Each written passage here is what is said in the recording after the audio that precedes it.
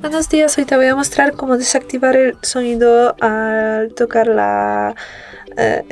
el teclado en tu Doji V20. Para eso hay que entrar en ajustes y ahora entramos en el apartado que se llama sonido y aquí pulsamos en avanzado y podemos encontrar una pestaña que se llama tonos del teclado, y para quitarlos hay que pulsar aquí en este botón y con esto se quitan los sonidos. Y es todo. Muchas gracias por ver el vídeo. Te invito a dejar un like, comentario y suscribirte a nuestro canal.